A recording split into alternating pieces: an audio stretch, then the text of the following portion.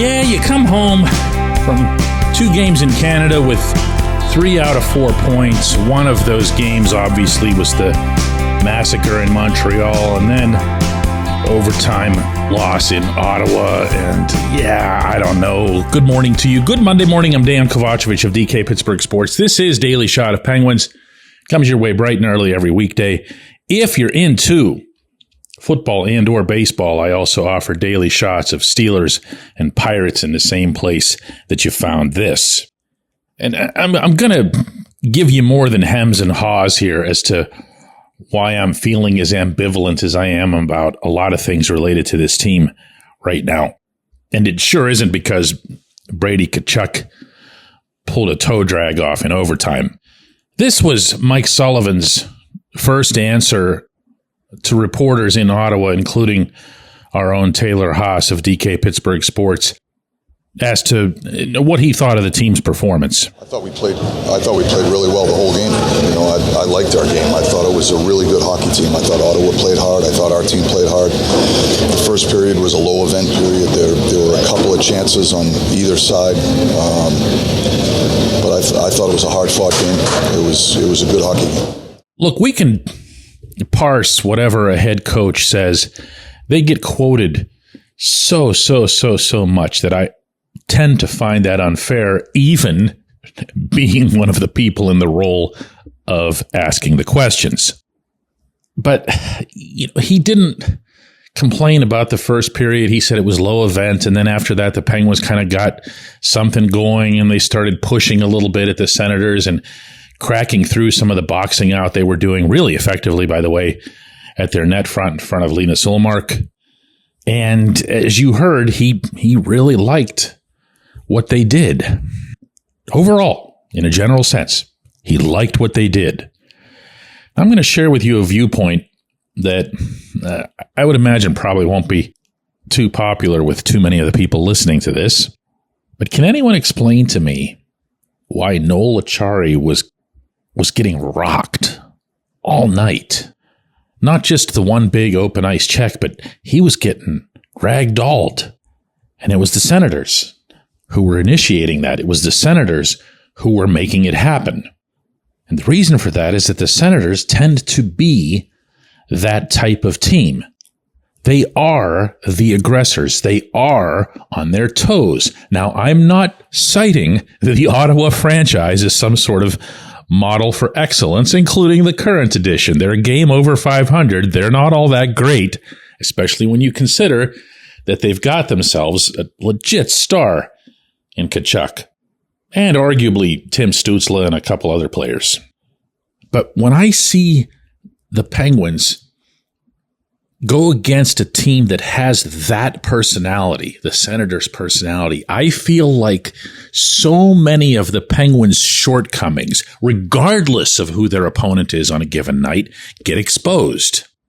Because this team is so, and forgive the Michel Therrien reference here, so soft when it comes to this sort of thing. I'm not accusing them of being, soft mentally or folding or collapsing or anything.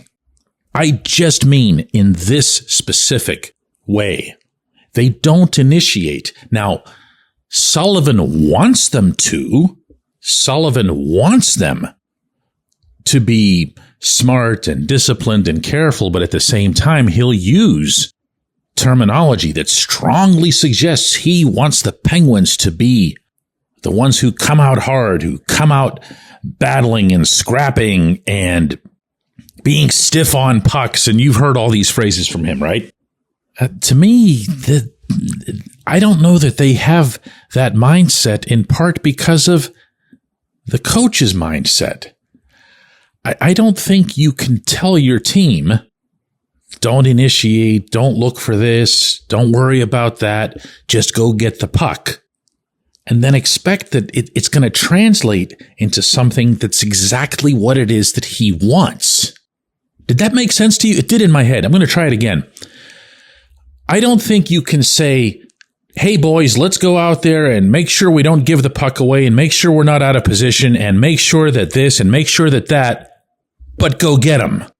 I get that the sport's changed. I feel that for the most part, the sport's changed for the better, meaning we're seeing lots of goals, we're seeing lots of creativity, we're seeing lots of excitement.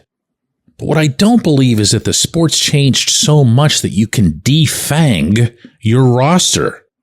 And that, of course, happens at the general manager level. And then from there, defang the guys that you have who might otherwise be, the kind of competitive that you're looking for. I'm just waiting. I think it's a matter of time until this happens to Blake Lizotte. Lizotte came here from the Kings with the reputation of being this kind of guy. He sets himself on fire. I don't think anybody thought he'd score this much, but, he did again in Ottawa, and who knows? Who knows what's going to happen with him? As I've shared with you repeatedly, I'd love to see this team acquire an edge. But again, that has to happen at both the general manager and the coach level. There's no such thing as one without the other on this. And not to keep picking on Achari, but the reason that I brought him up and him getting thrown around the way he did is that's the one guy maybe in the whole lineup who you think could be able to do some of that for the Penguins, except that he doesn't. And is that because he's some kind of wuss or whatever? No, of course not. Dude's tough as hell. But when you're just skating around going, I can't mess up, then you're just another sitting duck. And you're going to get blasted. And what's more is you're not going to have the opportunity to blast back. And then from there, that opponent feels emboldened and they continue blasting away. I don't like it. I feel like it's not going to change either.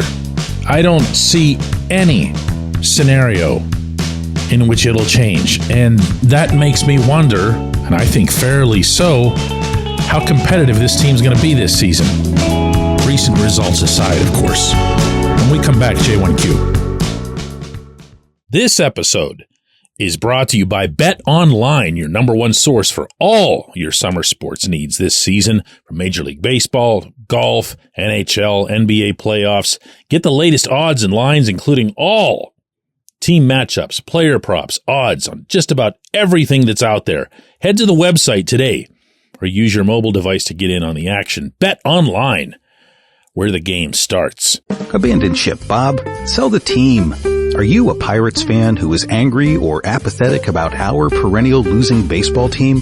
Do you feel helpless because you don't know how to make a difference? Well, good news. We have something you can do about it. Join our Sell the Team movement. We're a group of passionate fans voicing our frustration and demanding change through billboard campaigns, press outreach, protests, and involvement at local city government meetings. Go to ourteamnothis.com to get involved.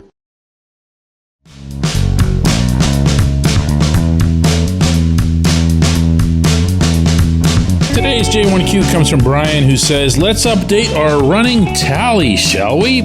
Drew O'Connor, 0 goals in 26 games. Gino, 1 in 17. Sid, 2 in 18. Good Lord, can't blame Tristan Jarry or Matt Grzelcyk for that. No, you definitely can't. And the concerns, I'd never put Sid on any list of concerns ever. All that a Sid slump ever means is that he's closer to his next tear. And one thing I told myself years ago in this position that I have is always attach an asterisk next to any criticism of Sid, because you're just a day or two away from looking like a complete idiot. Okay? And I'm just talking about myself here. So I'm really, really cautious about it. Not because I'm worried about what he or anybody will think, just because I'm about to be wrong, But Gino, I think his game's been okay. I don't think he's been bad. I don't think he's fallen into one of his funks where he just can't do anything and looks like a wreck out there. We've seen that in the past from him, obviously. I'm not feeling that. I just feel like with the line that he's on and with the early goals that the Penguins already got out of Phil Tomasino, and then, like you mentioned, DOC being on Gino's line, he's doing a lot of passing, and he's not necessarily positioning himself to, go pursue a bunch of goals. But, DOC's different. He's different. He's not proven. He's not a known scoring commodity in the NHL. I'd like to have seen him start out on the first line through camp and to have had that vote of confidence and maybe build up some confidence additionally through camp and the preseason and the early part of the regular season. But that job instead, for some nutty reason, went to Anthony Beauvillier, who, not surprisingly, is now on the fourth line. So can DOC get some of that back? Sure. Is he going to be, the next Kevin Stevens or whatever and pump 40 or 50? No, it doesn't appear that way. But the thing I like best about what you ask here is that it can be easy, and I'm guilty of it myself, to just focus on a guy or two, especially since that makes for, toward what I do, a more compelling discussion. I think when you get specific, you can really, really dig into details. But no, there's no blaming Jarry or Grzelcyk for that. It also doesn't mean that Jarry and Grzelcyk are off the hook in terms of how they've performed. All of these things can be true. I appreciate the question. I appreciate everybody listening to Daily Shot of Penguins, and we're going to do another one of these tomorrow.